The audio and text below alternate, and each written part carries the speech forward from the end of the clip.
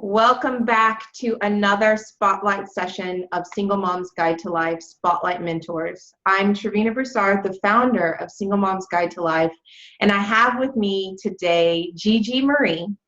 Gigi is the founder and owner of Silver Key Career Solutions. She has flipped the script on navigating the modern day job market. Pulling from her education and professional experience, she discovered a need in the Raleigh area and swiftly generated a solution. Gigi goes beyond the construction of precise and attention-grabbing resumes.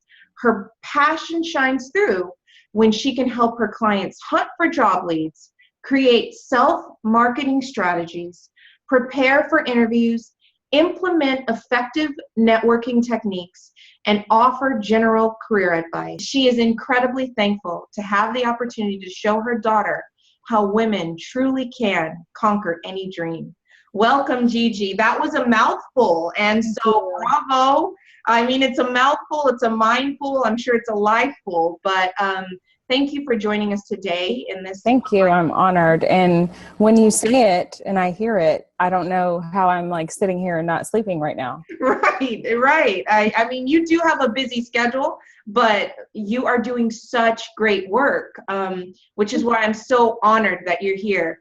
I've obviously read through your bio, but before we get started, can you give us a little bit more about what you do and how you serve women to be more empowered in the career field? Well, Silver Key was started almost even on a fluke. I had been working with some women locally on just, through networking and connecting. They had asked me to take a peek at their resume, do some editing, even writing, and it became a frequent occurrence. And I kind of just had this epiphany one day, not only could I do this on a more consistent basis and help women, because they don't know what they don't know. And I mean, that's generally speaking, people in general. We don't know what we don't know. And there's so many things that people don't know about how to present yourself, how to translate your skills on a resume. So I thought, well, how can I do this on a more consistent basis and actually maybe make some money? Which that's awesome, right? Yeah, ideally.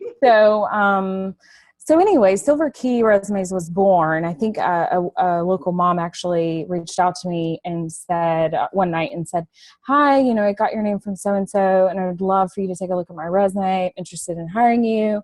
And, could you send over your pricing and, policy?" And I was like, I'm sitting in my bedroom in my robe right now. I don't have any of those things. So I thought I probably should. And I did tell a little fib. I said, I don't have it right in front of me. Well, that was true. But I will get you something within the hour. And so I hopped online, developed and secured my domain and got it, typed up a policy and created some packages, and there we are. But I think what's most awesome about that is it really did start as such a humble, effort of just, I could do this and I could help women and that would be great. And it's helped me to grow in so many ways also. Just by nature, I'm an introvert. And so, having to meet with women and talk with them and, open up myself and kind of tell them my story and how, I'm in a male-dominated career. I work for a government contractor and I'm working with a lot of males, and I really had to fight my way, up to the top, starting at an entry-level position into a management position. And so I hear you, and I've been there, and I know how tough it is and how we have to work so much harder to prove ourselves that, we deserve to be here. And so I feel like a part of that is, your resume is the first thing that someone sees when applying for a position. And so we want to make sure that, since that is the first thing, that, we are translating your skills and highlighting the things that are going to be discriminators for you and set you apart from your competition. Right. This is also a very competitive area. Is what we call the triangle, Raleigh, Durham area, and everything is competitive. So you factor in the fact that it's a growing city, and it's very super competitive. I mean, you have to put your best foot forward and find out what you don't know, find out what you don't know, arm yourself with information, and grab all the tools that you can, because you have to have it. I think, as you said, that it's a competitive area, I immediately was drawn to just think of the colleges that are there. You have UNC, Duke, Wake Forest, all within like just a little, aren't they all like in this little pod? Yeah. They're all like right around one another, but they are some of the most competitive just from a college sports. So it's probably the culture there, everyone's kind of very, very competitive. So I can understand that. I also I come from an HR background, so I totally understand what you're saying, and understanding how to position yourself in that paper form is huge, Right. And so you using your background in human resources to help them with the wording and, make sure they stand out in that paper form is because, a lot of times people are going through tons of resumes. I remember I'd have stacks. And you're looking for things that are just going to jump off the page. You don't have a beautiful picture. You don't have it. There's no other way to set yourself apart. So the fact that you're doing this work is amazing. Thank you. Now, when you started this business, obviously you said it kind of just happened out of you showing up as service. Yeah. But when you started this business, what were your key, what are the key things you focus on? You focus on resumes and helping out, build that out. And I know you do some work with networking and helping people. So talk to me a little bit about that, because I think a lot of times we don't even know how to network effectively, and even in a face-to-face manner, present ourselves, for a position, if it may happen, or leverage that connection. So talk to me a little bit about how that extends into your work. Well, networking it falls so heavy into play. I mean, you can't ignore it. So, and I don't think the intent when I started with Silver Key Resumes was to, I'll marry in this networking piece and I'll do this. And the universe has just been amazing and putting wonderful people into my path, like yourself and Janita Cox. She founded Networking Women at the Triangle. I was just the one behind her being like, that's an amazing idea. You totally need to do it. I will back you. I'll support you. So it was her idea. And then me kind of just being like, yes, let's do this. Let's jump in. This is networking is everything that I represent, and when you're talking about, even in a non-competitive area, I mean, networking is so key, and it's difficult even for people like myself who are the natural introverts, who aren't the person who can spark up a conversation in the grocery store, with someone standing behind them. But, my position has always been this, you never know who you're going to meet, whether it be the soccer mom, in line behind you who's, mother or aunt might work for, a tech company that you've been trying to get your foot in the door. You want to make connections with people. And if the only thing you walk away from is, well, they know my name, they know my name, they've seen my face, and, you have to do that. You have to be brave and say, I'm going to open up and I'm going to make conversation and I'm going to step outside of my comfort zone and I'm going to go to this networking event. It's a branding thing in so many ways, because you want people to know your name. You want people to, remember your shining personality, and, you want them to remember you. So when they're in that meeting and they say, hey, guys, if you know anybody, we have an opening and, Interview. Yes, you know, you want them to say, you know what, I just met someone who was looking for something like this last week at my kids' gymnastics meeting or whatever.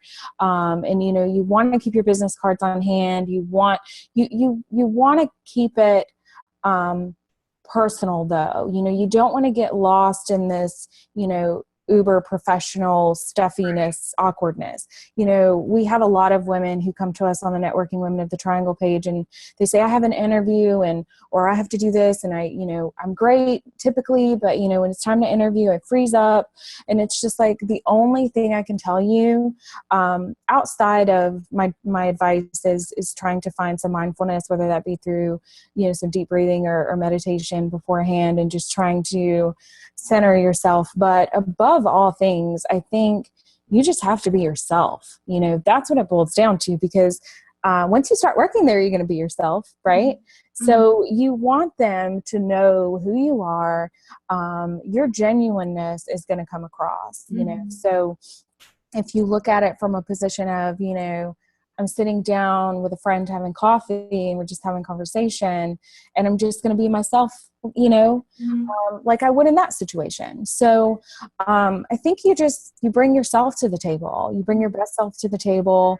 And magically, like I said, I don't know that there was really an outline or a plan for this. I just think that the universe has been amazing in putting amazing people in my path, and it's just grown. And that's amazing, because the more that we can empower women to know what they don't know, figure out how to put their best self forward, you know, identify things in their life that may be holding them back, you know, whether it be insecurities or simple things like not really knowing how to write a resume, not knowing how to interview. You know, women are already at a disadvantage in the workplace. So, and then if you slap a double minority on top of that, you're not just a woman, you're a woman of color. It could be, you know, a woman with a disability. I mean, you know, a mother, you know, having children. I mean, ageism is real. All of them are real. Right. Well, I love that, you know, just a few things. A common theme, just kind of a shout out to the women in the community that are going to be hearing this. A common theme that you'll hear and that we hear often in these spotlight interviews are something along the lines of, I didn't have an outline for my business, but the universe just kind of arranged things that way. And so I just want to highlight that, because I've done about 17 of these. You know, you're probably my 18th at this point. And at some point during every conversation, you'll hear that single mom that I'm talking to say, I had kind of a rough idea of what I wanted to do, and then it just takes off in this plan, and the people show up and the opportunities show up. So I just want to really footnote that and asterisk that, because that's the same for me in my business and everything that I've jumped at. And it's the same, it's a common theme that we'll hear. The next thing I want to talk about is I have a program under Single Mom's Guide to Life, and I talk about networking. And a lot of times people will be like, well, you know, I'm not really ready to go out, you know, I can't network at the gymnastics place, or I can't network there. It's like, but you're also networking at your job. You know, every time, you know, gain some visibility in the workplace right now. I was an admin, and I would volunteer to take things to the CEO and to the vice president's office. You know, I was the first person, because I wanted them to know my face and to know my name. Yes, ma'am. And so when an opportunity opened up, so networking, sometimes you can start flexing those skills in the workplace, in your job right now. You know, so in a conversation, you're filing, you know, you could be filing, because that was part of my job when I was a receptionist. I filed in offices, but I was also alone with the president. Right. What an opportunity, you know? Yes. So it's a great time for you. And they'll ask you, you know, what do you do? You can tell them about your kids. You can also tell them about what you want to do in life. And they'll say, that's great. They'll remember you. And so they're out at their, you know, you are leveraging every connection, because it's not just about who you know as your friends and family, but it's about those that know you, you know? Yes, so there's an exponential value to everyone you talk to. And I always think about that. So that if I'm at the grocery store and I'm saying, you know, I'm talking to this woman and she may not seem to have anything to tangibly offer to me, you know, but she has a daughter, she has a husband who knows people. So if she leaves and she's like, you know, I met this lady and she just kind of seemed really nice and she does X, Y, and Z, you know, now your message is gaining legs. Yes. And part of it is you just have to start showing up for yourself. And you're right, you have to practice a little bit of mindfulness. You have to do some mindset tricks. You have to get over that self-confidence. But as women, we have to begin to toot our own horns. You know, we have to be like, no, I am good at that and I can do that. And I never got anywhere in my career unless I said something. You know, I've heard so many people talk about, you know, I haven't had a raise since, you know, 2 years ago, or, you know, nobody ever looks at me for a promotion, or, and my next question is, well, when's the last time you asked for a raise? You know, when's the last time you asked for a promotion? And not only that, I mean, obviously it doesn't stop there. You know, when I started my entry-level position with the government contracting company I was working for, now 8-9 years ago, I was working in a finance role, and I was getting really burnt out, and I was probably making like $30K a year, which was amazing money for me at the time. It was the most money I'd ever made.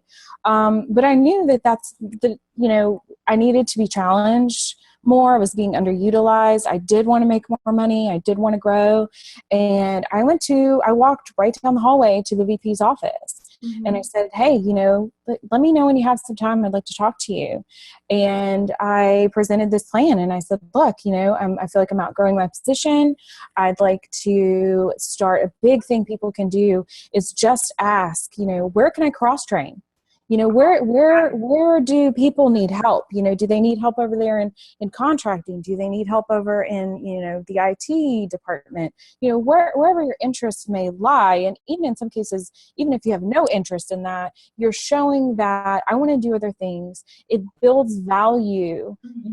It adds value to your position, because I survived like 3 layoffs, and it was because I didn't just know my job. I knew other people's jobs. And so it gave me value when the list is being created of, okay, we've got to make some cuts. Who's it going to be? When they look at you and they say, oh, no, not Gigi. You know, she's been helping in security. She's been helping in finance. Like, she knows some HR. Like, we need to keep her. She's very valuable. You hit the nail on the head, and I'm so glad you brought that up. And so, you know, there is power within wherever you are now, like you said, and, you know, make sure that VP knows your name, make sure the CEO knows your name, and make sure that your intentions are clear. If you want to grow, you have to say that. If you want to raise, you have to say that. And I didn't go in and just ask for a raise. I mean, who doesn't want a raise, right? If it were that easy, we'd walk into our boss's office every day and say, I want a raise today. But I mean, I laid it out. I had to think about it and say, you know, what have I accomplished? How have I saved the company money? You know, what have I done? How have I grown? You have to present the facts, right? And you have to show them, this is why I deserve a raise. And when you present facts, it's kind of hard to argue with that. Right. And you know what people can't argue with is numbers. It's numbers. I love that you said that, because one of the biggest things, even coming, you know, as from an HR background, is that we are not looking at who's doing what within the organization when you're in HR, right? You're looking at, so somebody may have knocked the ball out of the park when it came to this recent project, and they may have saved us $30,000. HR is not thinking about that. So unless you come with that, you know, and I did that. I did the same thing you did. I printed out, well, first thing I did is I sought out projects. So I was looking for projects that would, number one, teach me a skill that I could put on my resume, you know, when I left, because I was already like, this is not going to work. I'm not going to be a receptionist forever. Exactly. So looking for skills to put me in my next position, which was going to be an HR position. So I wanted some training opportunities. I wanted these opportunities. And, you know, I wanted opportunities to show that I was great at organizing, or I was great at project management. So I sought out these opportunities, and then I worked my butt off so that I could go back to somebody and say, hey, did you know that I delivered on that a week before you wanted it? Or I always tooted my horn. And yeah, I'm a Yep. little bit, I'm competitive. You know, I would probably do well in North Carolina. I'm super competitive just by nature. And Right. I am the youngest of 6 in my family. So I knew from a young age as a Yes. kid to toot my own horn. So it's kind of who I am. But I love that, you know, you keep track of what you're accomplishing day by day. Hmm. And when it's Yes. time to ask for a raise, show and prove how you've saved money, saved time, saved manpower. Show that you're an asset to the company, because they can't argue with that. Yes, ma'am. They're like, you know, sometimes people are like, well, where do I start? It's great to start with your quarterly evaluation. You know, if you get an evaluation and they have these things that they're measuring, you can ask at that time, you know, what would I need to do to be better next time? And they may give you some Right. things, and I would quickly check off everything they say. So if they say, you know, Trevina, I'd like you to arrive in a half an hour earlier and maybe start cross-training in this department, or take on more of an accounting role, or whatever it may be, I would quickly get on those things so that I could say, you know what, last evaluation, you told me X, Y, and Z, and I just wanted to let you know I've delivered on all those things. And so now I would like to talk about, you know, I think that I love that you mentioned putting it on paper and being very vocal and not being afraid to be vocal, because that Right. is a woman thing, you know. It absolutely is. And I think that it comes from, at least from, so if you think about how being a mother, you know, as a mother, you're constantly putting your children's needs before your own.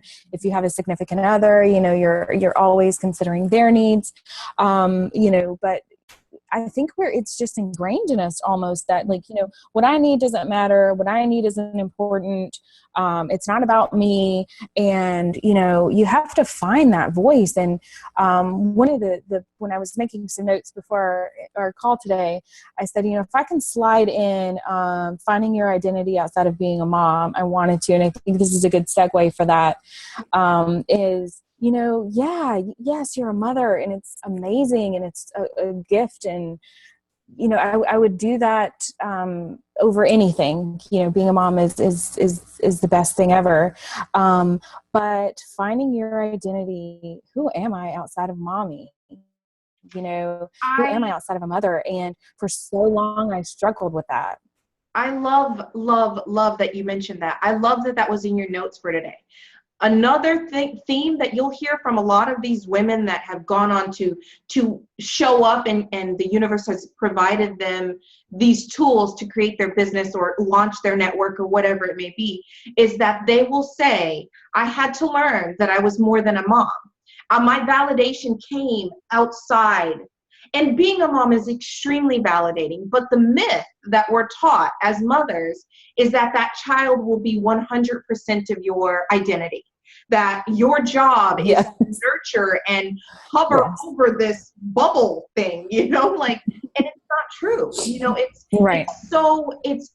it is detrimental a lot of times for a mother that even has a partner, but it's extremely detrimental for a single mother, because we sometimes put this unnecessary burden that we can't do anything outside of it. And it's like, no, you were a woman for 20 plus years before you had Right. a child. You Yeah. had goals, gifts, and talents that you Yes, ma'am. developed and that you were driven to develop. And then you have a baby and you're just supposed to be like, oh, that was fun.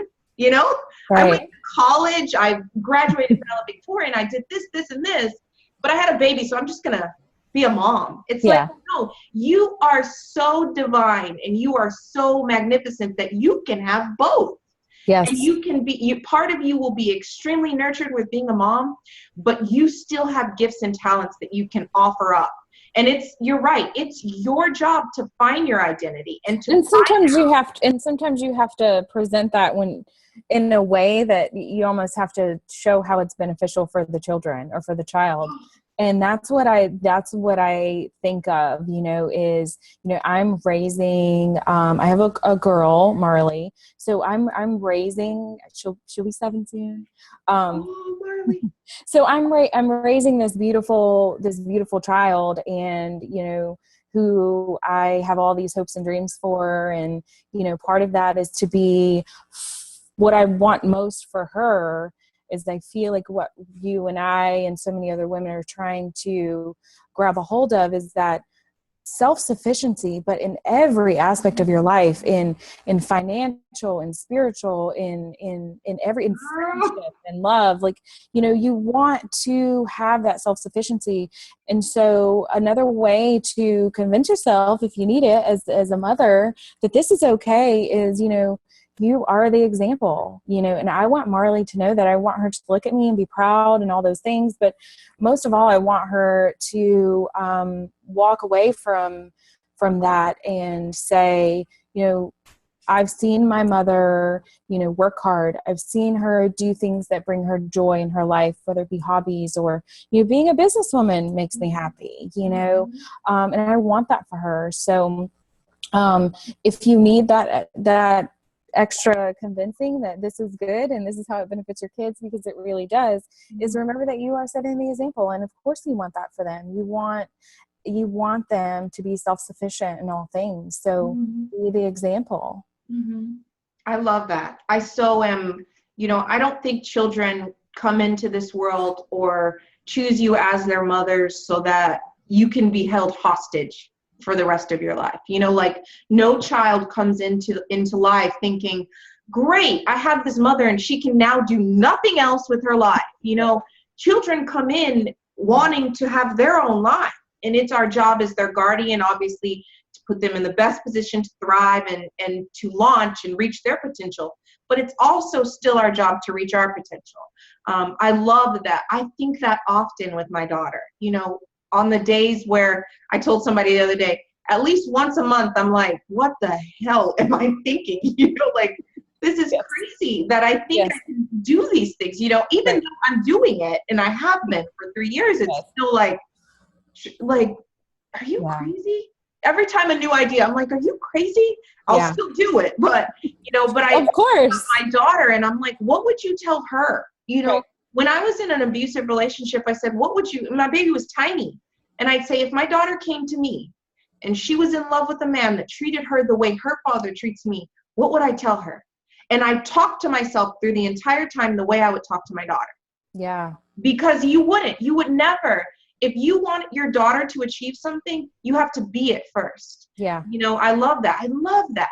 They say children, what do they say? Children catch more than is taught. So children will absorb more from what you do than what you tell them. Yes, I've heard that also. And I think that I think you hit the nail on the head with, you know, anytime you put it into a perspective of, I've met women, you know, throughout my life also who have struggled with maybe a decision of leaving an unhealthy relationship. And, I have also been in an unhealthy relationship. And so when you ask yourself, you know, what is this teaching my child? And what example is this what love looks like to my child, you know, and what is she getting from that? So I think when you put it in that perspective, you know, that certainly will make it very clear for you what your answer is, you know, how you need to move forward. And we know at the end of the day that we are going to do what's best for our children and what we feel is best. And so when you put it in that perspective, it makes it very clear, you know, this is not what's best for her or him. And so we must make decisions and move on. Right. And make it happen, you know, still make it sure. happen for ourselves. I love that you also mentioned, you know, the other thing I wrote down here is that I love that you mentioned self-sufficiency.